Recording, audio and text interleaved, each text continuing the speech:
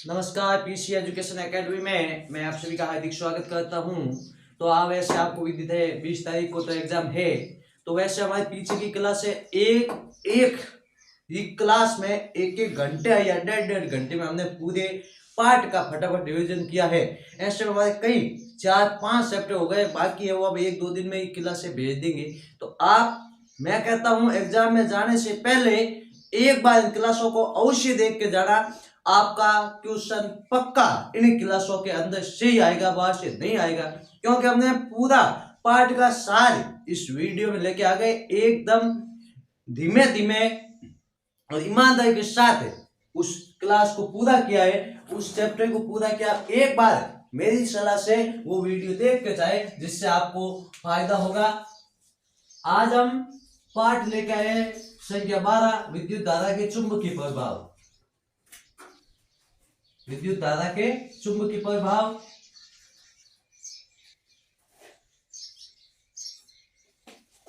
चुंबकीय प्रभाव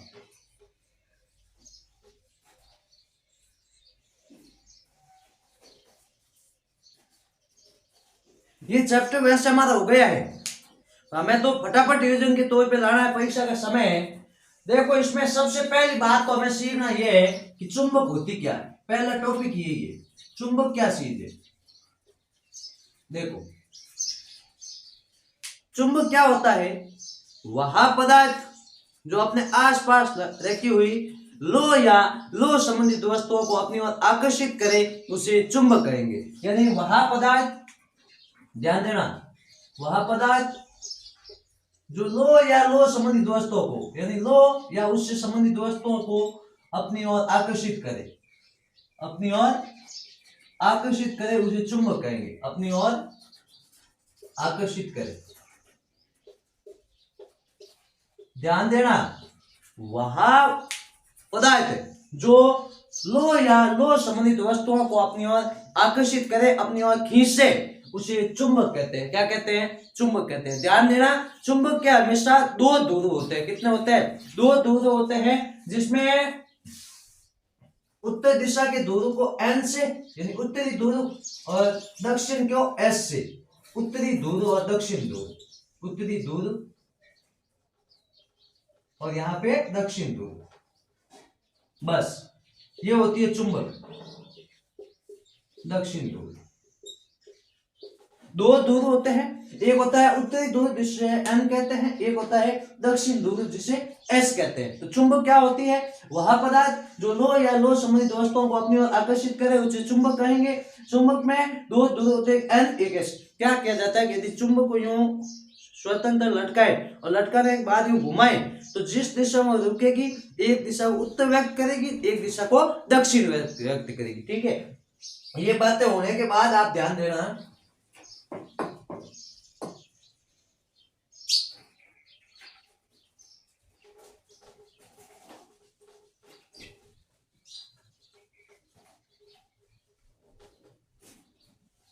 ठीक है। अब देखना, अब एक क्या बात, एक वैज्ञानिक साहब थे जिन्होंने यूं एक तार लिया, यूं एक बैटरी लगी, ठीक है। लगाने के बाद उन्होंने एक यहाँ पे एक सुई रखी, ठीक है, चुंबकीय सुई रखी। अब इसमें विद्युत धारा प्रवाहित करे, ठीक है, प्रवाहित करे। इन्होंने देखा कि इसके पास रखी हुई जो सुई है, उस सुई में विक्षेप उत्पन्न हो रहा है। क्या उत्पन्न हो रहा है? विक्षेप उत्पन्न हो रहा है। तब उन्होंने कहा कि इस चुंबक के चारों ओर, इस विद्युत धारा के चारों ओर कोई न कोई ऐसी शक्ति है जो इसके पास में रखी हुई वस्तु को अपनी ओर खींचती है या अपनी ओर अपने से दूर भेजती है ना। यानी इससे तार में जब विद्युत धारा प्रवाहित होती है, तो इससे बहती हुई विद्युत धारा में कोई न कोई ऐसी शक्ति है जो इससे सुई को दूर या नजदीक ले जाने का काम कर रही है, और इसी को कहते हैं ओस्टेड का नियम। क्या कहते हैं? ओस्टेड नाम के वैज्ञानिक थे, उन्हीं का नियम कहते हैं, ठीक है, ओस्टेड का नियम। ओस्टेड का नियम, नियम क्या था एक बार वापस देख लो, कि जब किसी परिपथ या तार में विद्युत धारा प्रवाहित की जाती है, तो उसके पास में रखी हुई दीर्घ सूचक, यानी तांबे की सुई होती है, जिसे क्या कहते हैं? दीर्घ सूचक। दीर्घ सूचक सुई में विक्षेप उत्पन्न होता है। उन्होंने कहा कि किसी भी तार में यदि विद्युत धारा प्रवाहित की जाती है तो तार के पास में रखी हुई दीर्घ शोषक सुई में भी विक्षेप उत्पन्न होता है और यही होता है ओर्स्टेड का नियम, यही होता है ओर्स्टेड का नियम। इसके बाद पता चला कि एक चुंबक है, उसके चारों ओर एक क्षेत्र होता है जिसे कहते हैं चुंबकीय क्षेत्र। चुंबकीय क्षेत्र, सर ये क्षेत्र क्या है? देखो कि चुंबक के चारों ओर वह क्षेत्र जिसमें देखिए सुई को वो विक्षेपित करता है वो उसका चुंबकीय क्षेत्र कहलाता है। माना सुई यहाँ है तो विक्षेप हुई, क्या मैं सुई यहाँ रख दूं तो विक्षेप होगी? नहीं होगी, है ना। तो कितना एरिया इसके द्वारा कवर किया जा रहा है वही है चुंबकीय क्षेत्र। यानी किसी चुंबक के चारों ओर का वह क्षेत्र जिसमें रखी किसी भी चुंबकीय सुई में वो विक्षेप उत्पन्न करता है उसे चुंबकीय क्षेत्र कहते हैं। क्या कहते हैं? बिल्कुल इजी है भाई। कोई चुंबक है, कुछ चुंबक, ये मान लो चुंबक है, इसके आसपास कहीं भी मैं दीर्घ शोषक सुई देखूं, ये जितने तक सुई को आकर्षित करे वही उसका चुंबकीय क्षेत्र होता है। तो आपको पूछेंगे चुंबकीय क्षेत्र क्या होता है, आप कहोगे किसी चुंबक के चारों ओर का वह क्षेत्र जिसमें देखिए किसी भी दीर्घ शोषक सुई में वो विक्षेप उत्पन्न करता है या उसको आकर्षित या प्रतिकर्षित करता है वही चुंबकीय क्षेत्र है, वही चुंबकीय क्षेत्र। किसी चुंबक के चारों ओर का वह क्षेत्र जिसमें देखिए वो किसी भी वस्तु या चुंबकीय पदार्थ को अपनी ओर आकर्षित या प्रतिकर्षित करता है वही उसका चुंबकीय क्षेत्र कहलाता है। ठीक है, तो ये हो गई चुंबकीय क्षेत्र की बात। अब बात करेंगे कि सर अब ये सुई का विक्षेप इस दिशा में होगा उस दिशा में होगा। भाई सुई इधर जैसे विद्युत धारा चलेगी सुई ऐसे खिसकेगी कहीं दूर जाएगी, सुई किस दिशा में जाएगी? तो इसके भी नियम है, इसके भी क्या है? नियम है, ध्यान देना। वो नियम क्या है कि सुई किस दिशा में जाएगी?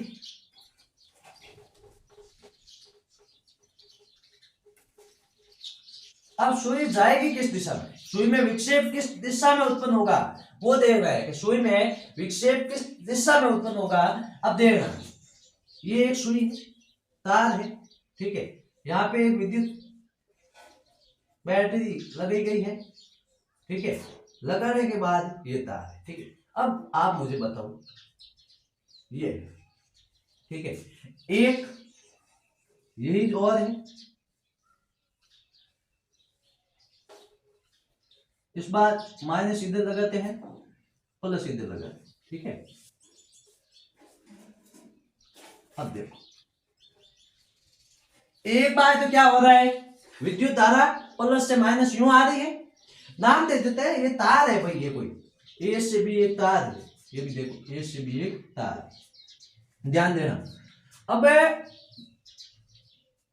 पहली बार ए से बी, यानी आपकी जो विद्युत धारा है ए से बी में नीचे आ रही, यहां पे विद्युत धारा ऐसे बहेगी, ये ऊपर जाएगी, ये ऊपर जाएगी, यहां भी माना सुई रखी है, ठीक है, और यहां भी सुई रखी है, चुंबकीय विक्षेपित सुई।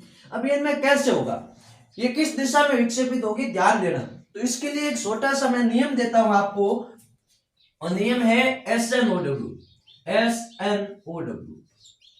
एस यानी दक्षिण से, दक्षिण से, एन यानी उत्तर, कहां जाए, उत्तर, ओ यानी ऊपर, तब आपका वेस्ट में यानी पश्चिम में विक्षेप, ठीक है। देखना ये कौन सी दिशा होती है, उत्तर, ये कौन सी, दक्षिण, ये कौन सी हो गई, उत्तर दिशा, ये दक्षिण। अब देखो ये कह रहा है दक्षिण से उत्तर, देखो धारा दक्षिण से उत्तर ऊपर की ओर जा रही है, जा रही है ऊपर की ओर, तो सुई का विक्षेप है वो आपका पश्चिमी दिशा में होगा, यानी ऐसे होगा ये। तो इसका उल्टा हो जाएगा कि धारा उत्तर से दक्षिण नीचे आ रही है तो भी सुई में विक्षेप ऐसे हो जाएगा, ठीक है। यही बात है, बस यही बात है, ये इसके नियम हो गए कि भाई जब धारा दक्षिण से उत्तर ऊपर की ओर जाएगी तो पश्चिम में इसका विक्षेप होगा, जो हमने कह दिया। यदि धारा ऊपर से नीचे यानी उत्तर से दक्षिण में आए तो आपको विक्षेप पूर्व दिशा में होगा, किस दिशा में होगा, पूर्व दिशा में। तो ये आपका हो गया कोई किस दिशा में सुई विक्षेपित होगी, यानी सुई ऐसे हो जाएगी, ये सुई यहाँ सीधी थी, यूं हो जाएगी, और ये सीधी थी, यूं हो जाएगी। ठीक है, ये होते हैं आपके दिशा के सुई में विक्षेप कैसे उत्पन्न होगा। ठीक है, अब आगे बढ़ो।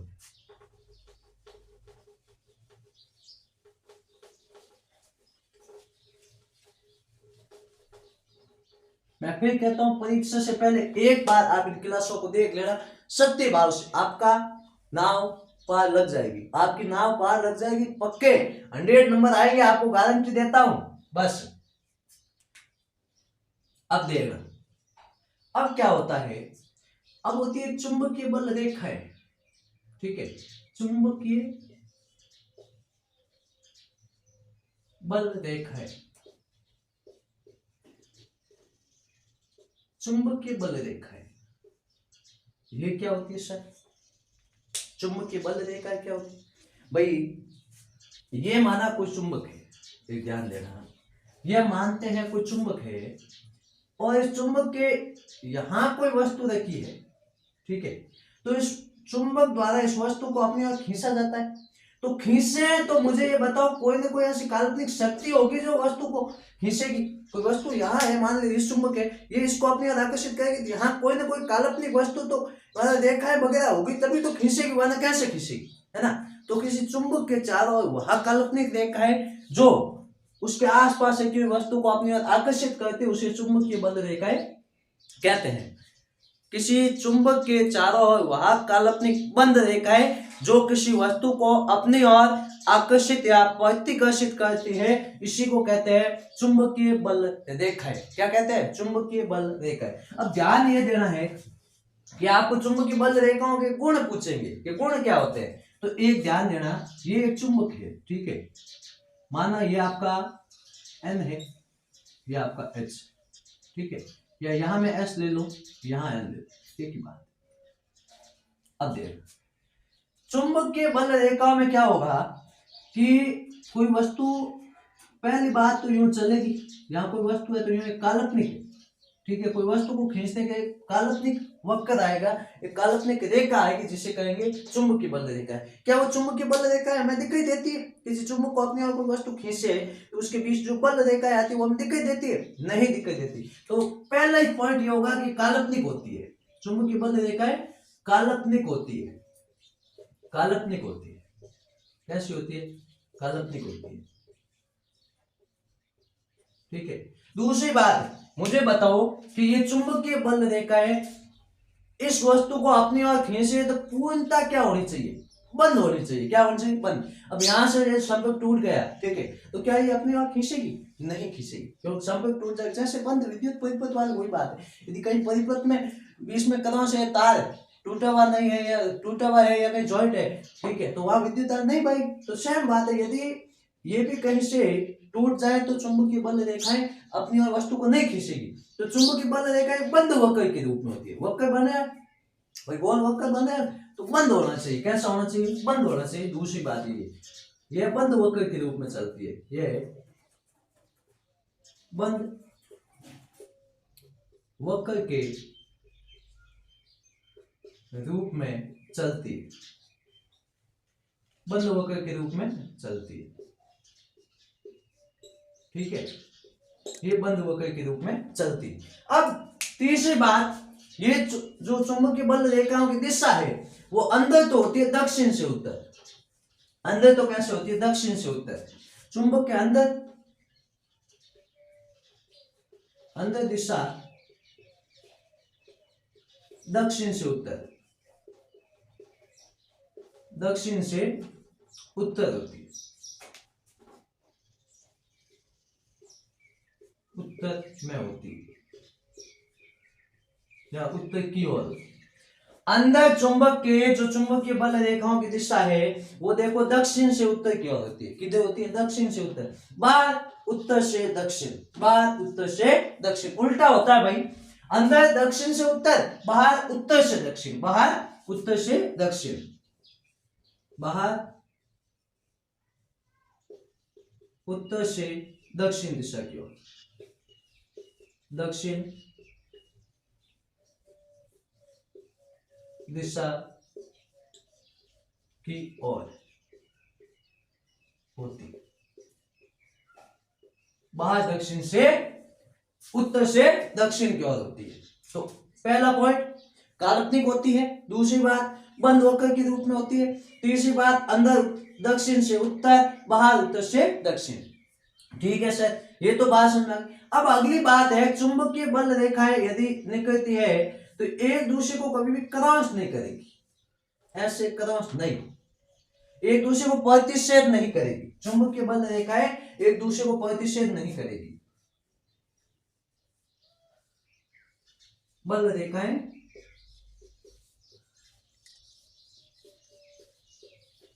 एक दूसरे को प्रतिच्छेद नहीं करेगी।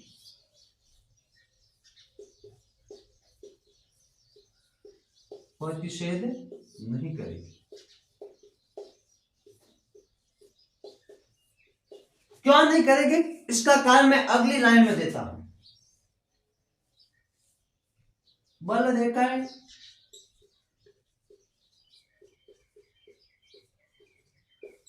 प्रत्येक बिंदु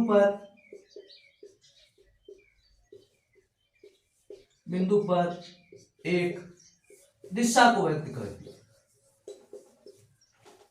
दिशा को व्यक्त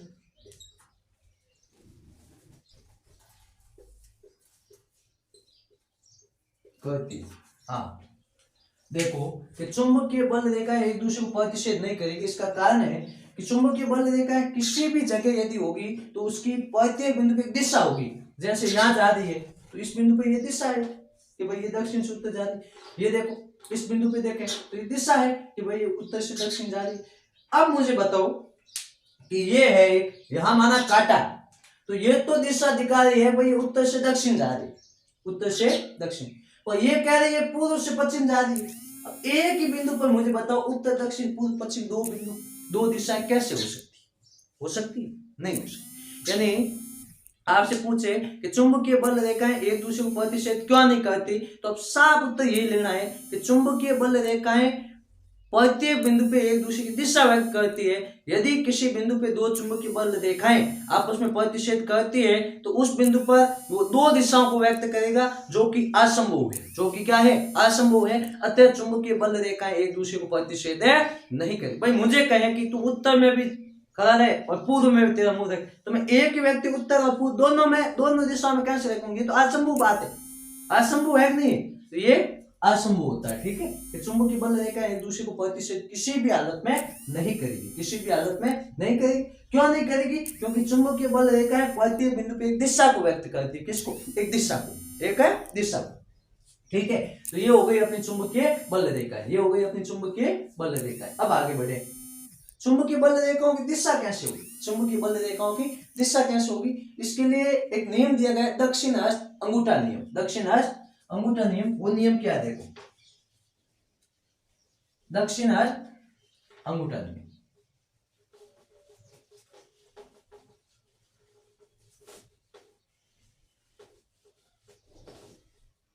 दक्षिण हस्त अंगूठा नियम देखना क्या होता है, होता क्या है, चुंबकीय बल रेखाओं की दिशा ज्ञात करने के लिए नियम दिया जाता है दक्षिण हस्त अंगूठा नियम। दक्षिण हस्त अंगूठा नियम, अंगूठा नियम।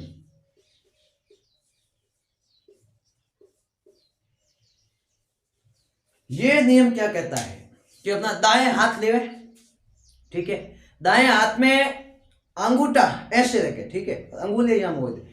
यदि अंगूठा किसी धारावाही चालक तार में विद्युत धारा की दिशा को व्यक्त कर रहा है तो उसके चारों ओर लिपटी हुई जो चुंबक, जो आपकी अंगुलियां है, ये चुंबकीय बल की दिशा को, चुंबकीय बल रेखाओं की दिशा को व्यक्त करेगा। वापस ध्यान देना कि ये कोई अंगूठा है, ठीक है, ये मैंने अंगुलियां, ये अंगूठा, इस प्रकार इस धारावाही चालक को मैंने पकड़ लिया, ठीक है, ओके। अब ये मेरा अंगूठा विद्युत धारा को व्यक्त कर रहा है, भाई धारा ऊपर से नीचे की ओर आ रही है, तो मेरी ये चुंबकीय बल रेखाएं है, जो अंगुलियां है, ये चुंबकीय बल रेखाओं की दिशा को व्यक्त करेगी। चुंबकीय बल रेखाओं की दिशा ऐसे होगी। बात समझ भाई, जब दाएं हाथ का अंगूठा चुंबकीय, जब देखो कि जब दाएं हाथ को इस प्रकार फैलाएं कि उसका अंगूठा यदि विद्युत धारा की दिशा को व्यक्त करें तो उसकी चारों ओर लिपटी हुई अंगुलियां उसके चुंबकीय बल रेखाओं की दिशा को व्यक्त करेगी। यानी मेरे कहने का अर्थ है, यदि अंगूठा धारा की दिशा को व्यक्त करे, इसकी धारा की दिशा को तो आपकी अंगुलियां चुंबकीय बल रेखाओं की दिशा को व्यक्त करेगी। चुंबकीय बल रेखाओं की दिशा को व्यक्त करेगी।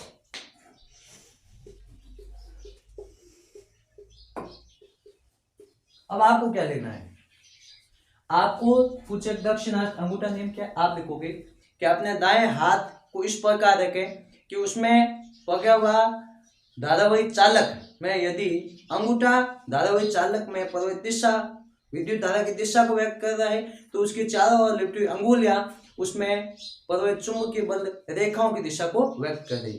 अपने दाएं हाथ में किसी धारावाही चालक को इस प्रकार पकड़े कि अंगूठा उस धारावाही चालक में प्रवाहित धारा को व्यक्त कर रहा है तो उसके चारों ओर लिपटी हुई अंगुलियां उसमें चुंबकीय बल रेखाओं की दिशा को व्यक्त कर रही है। यह अपना दक्षिणार्थ अंगूठा नियम है। कैसा? दक्षिणार्थ अंगूठा नियम। ठीक है, तो ये अपना हो गया दक्षिणार्थ अंगूठा नियम।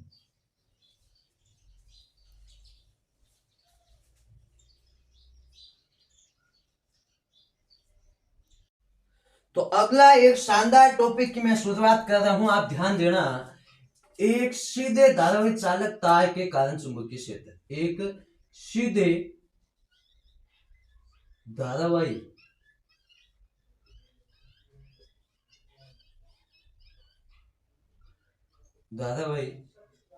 तार के कारण चुंबकीय क्षेत्र के कारण तार के कारण चुंबकीय क्षेत्र। ध्यान देना, मेरे ध्यान से समझोगे, बहुत शानदार है। ये ऐसे टॉपिक है जिनसे चुंबकीय क्षेत्र उत्पन्न कैसे किए जा सकते, कृत्रिम रूप से उत्पन्न कैसे करेंगे, उनका टॉपिक है। इसमें क्या किया जाता है, एक सीधा इस प्रकार एक धारावाही चालक लिया जाता है, यानी तार जो हमें मिल जाता है, कठोर तार लेने के बाद, जिसको हम जाड़ीय तार कहते हैं। ठीक है, लेने के बाद एक गत्ता पुट्टा जो भी आपको मिले, यानी एक साया छतरी, एक मतलब कोई रूप होना चाहिए जिसपे कण रख सकते, है ना। यानी कोई कॉपी का कागज ले लो या कॉपी का गत्ता होता है ना ऊपर वाला, वो ले लो। लेने के बाद इस पे हमने माना चूर्ण है वो बोल कर यूं चूर्ण है वो डाल, ठीक है, चूर्ण डालने के बाद एक इधर हमने बैटरी लगाई, शानदार, ध्यान, ये बैटरी, ठीक है, ये प्लस सीधा, ये माइनस सीधा, ठीक है।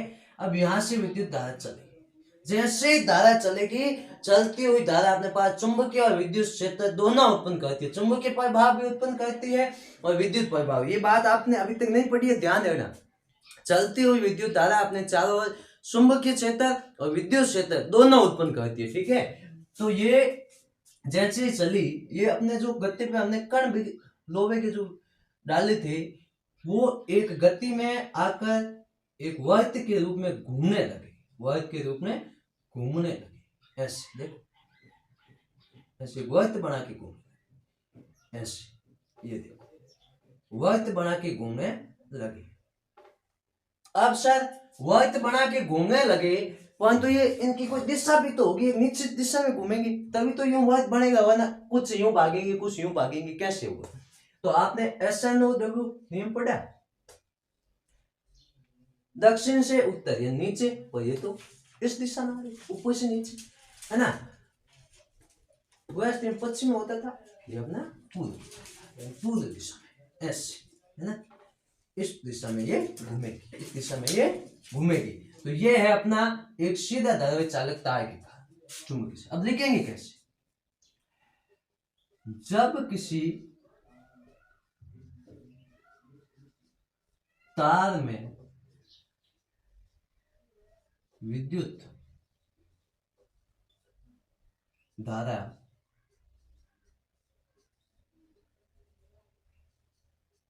प्रवाहित ना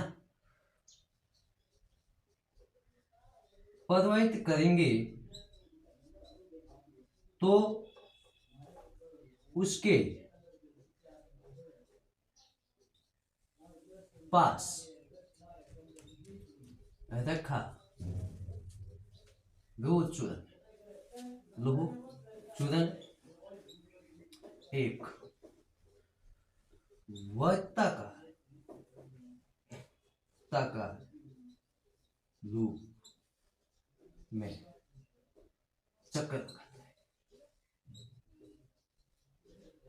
लौह चूर्ण एक वर्ताकार लूप में चक्कर लगाता है अतः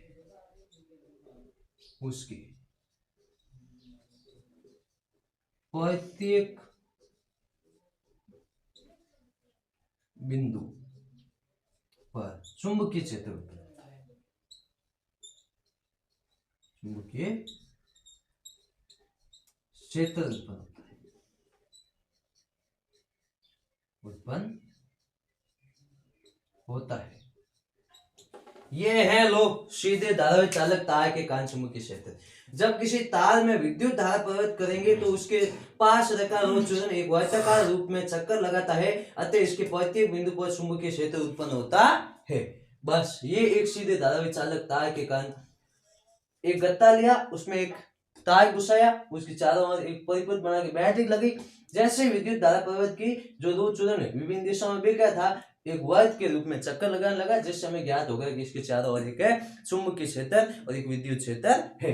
तो इसका आप स्क्रीनशॉट ले लें, इसके बाद हम आगे बढ़ेंगे। अब बस और जो सिलेबस बाकी है उसको भी कम से कम समय में करने का प्रयास करेंगे। तो आज जो टॉपिक है वो है वर्ताकार लूप के कारण चुंबकीय क्षेत्र। वर्ताकार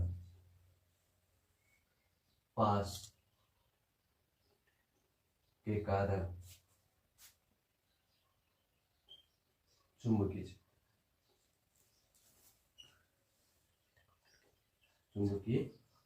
क्षेत्र। अब देखो, पहले हमने सीधे धारावाही चालक तार के कारण चुंबकीय क्षेत्र पढ़ा था। आज हम पढ़ेंगे कि भाई वर्ताकार रूप है, पास है, उसके कारण कैसे चुंबकीय धारा होगी, कैसे उसके आसपास एक क्षेत्र उत्पन्न होगा। तो माना कि ये एक तार है और उसको आपने यूं एक दे रहा कि ये आकृति दे दी वर्ताकार रूप, ठीक है, या आपने इसको आकृति, ठीक है, देने के बाद ये वर्ताकार तार है जिसको आपने वर्ताकार स्थिति दी है, ठीक है, ये इसका माना एस है, ये इसका एन है, ठीक है। तो इसके अंदर ये लाइन है एस से एन, चुंबकीय ध्रुव है। तो इसके चारों ओर क्या होगा कि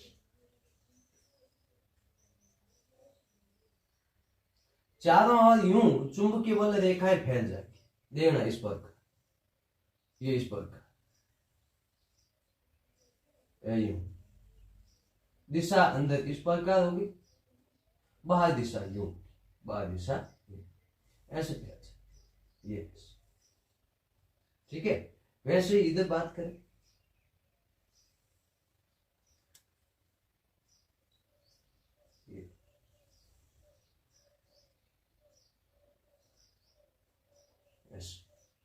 है ना, ये एक बंद वक्र पर। अब इसमें हमने सीखा क्या? सीखा ये है कि एक बंद वर्ताकार पास है, लूप है, तार है, जिसमें किसी भी बिंदु पर एक चुंबकीय क्षेत्र उत्पन्न होगा, जिसमें चुंबकीय बल रेखाएं बनेगी। चुंबकीय बल रेखाएं बनेगी, प्रत्येक बिंदु पर क्या बनेगी? चुंबकीय बल रेखाएं बनेगी। अब बनेगी कैसे, ध्यान देना कि यहाँ कोई भी बिंदु है, हर बिंदु पे वैसे दिखा नहीं सकते, हर बिंदु पे एक चुंबकीय क्षेत्र बनता है और बल रेखाएं बनती है। परंतु जैसे इस बिंदु को मान ले तो इस बिंदु के चारों ओर देखो, ये चुंबकीय बल रेखाएं बने या नहीं बने, अनंत चुंबकीय बल रेखाएं है। तो आप लिखेंगे कि प्रत्येक बिंदु पे एक चुंबकीय क्षेत्र उत्पन्न होगा जहां बल रेखाएं उत्पन्न होगी। यहाँ पे इसके एक पास में जो चुंबकीय बल रेखा होगी वो एक सरल रेखा के रूप में लगेगी। ज्यों ज्यों दूरी बढ़ेगी तो वर्ताकार जो ये पास बने हैं रूप रेखाएं है इनकी त्रिज्या भी बढ़ेगी, त्रिज्या भी बढ़ेगी। तो आप इसके बाद ये पॉइंट लिख सकते हैं, बिंदु पर सरल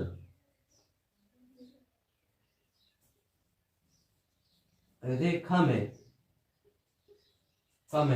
चुंबकीय बल रेखा है, चुंबकीय बल रेखाएं होगी,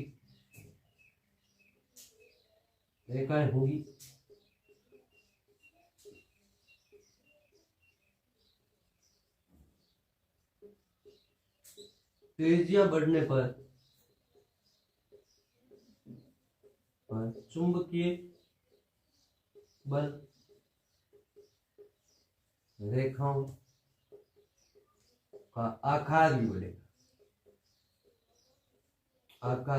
बढ़ेगा, बढ़ेगा। यह वर्ताकार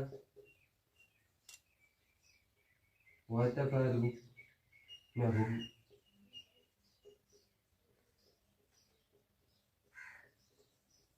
ये कुछ बातें हैं जो आप वर्ताकार पास के कारण चुंबकीय क्षेत्र के बारे में लिख सकते हैं कि बिंदु पर सरल रेखा में चुंबकीय बल रेखाएं होगी, त्रिज्या बढ़ने पर चुंबकीय बल रेखाओं का आकार बढ़ेगा, ये वर्ताकार रूप में होती है। आप ये भी पढ़ा सकते हैं, ये भी बता सकते हैं, ये भी लिख सकते हैं कि चुंबकीय बल रेखाएं बिंदु के पास सघन होती है, जैसे जैसे दूर जाएंगे विरल होती जाएगी। अतः किसी बिंदु के पास चुंबकीय क्षेत्र मजबूत होता है, जैसे जैसे दूरी बढ़ेगी चुंबकीय क्षेत्र कमजोर होगा। क्या होगा? कमजोर होगा। तो ये पॉइंट भी आप नोट कर सकते हैं।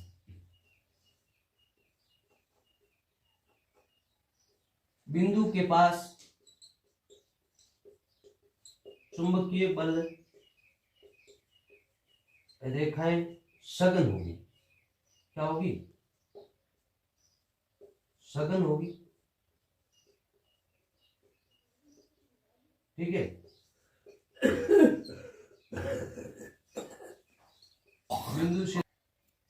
बिंदु से दूर विरल होगी। ठीक है। ये आप इतना पॉइंट यदि लिख देते हैं तो आपका वर्ताकार पास रूप के कारण चुंबकीय क्षेत्र समाप्त हो जाता है कि बिंदु पर सरल रेखा में चुंबकीय बल रेखाएं होगी, त्रिज्या बढ़ने पर चुंबकीय बल रेखाओं का आकार भी बढ़ेगा, ये वर्ताकार रूप में होती है। बिंदु के पास चुंबकीय बल रेखा सघन होती है, बिंदु से दूर ये विरल माध्यम होती है, यानी दूर होती है। ठीक है। तो ये आपका एक टॉपिक वर्ताकार पास के कारण चुंबकीय क्षेत्र यहाँ पे समाप्त होता है। स्क्रीनशॉट ले। अगला टॉपिक है फ्लेमिंग का वामस्थ नियम। देखना होता क्या? फ्लेमिंग का वामस्थ नियम। फ्लेमिंग का वामस्थ नियम।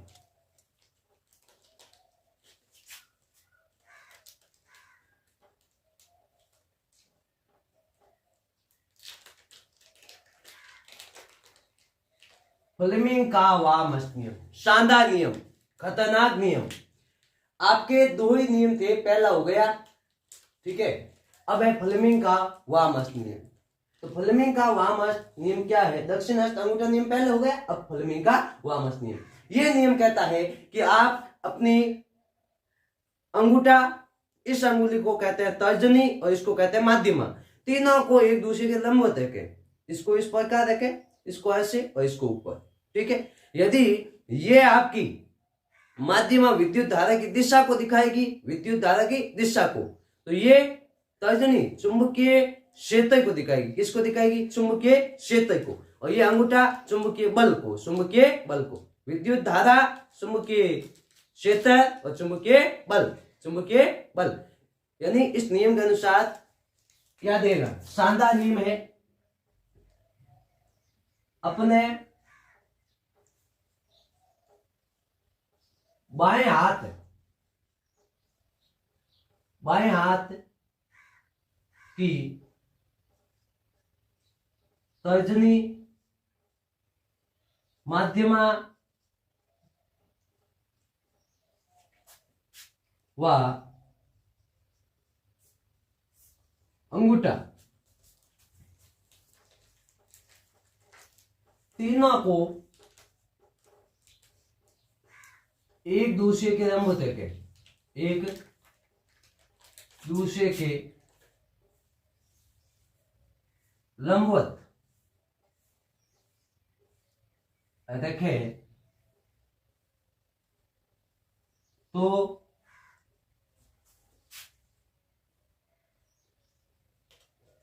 माध्यमा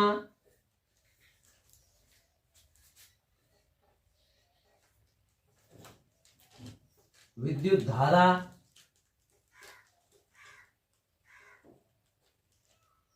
तर्जनी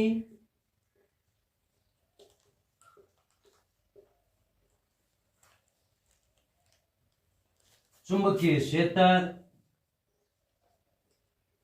व अंगूठा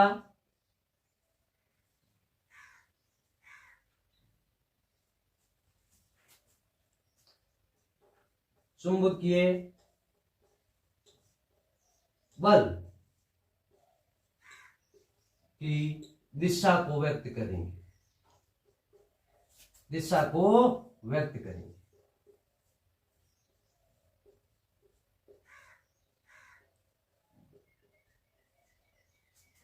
देखना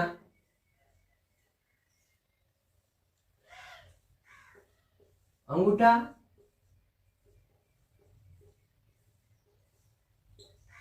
चुंबकीय क्षेत्र चुंबकीय बल की दिशा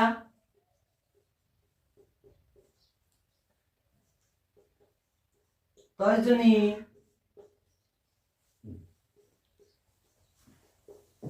चुंबकीय क्षेत्र की दिशा और माध्यमा विद्युत धारा की दिशा।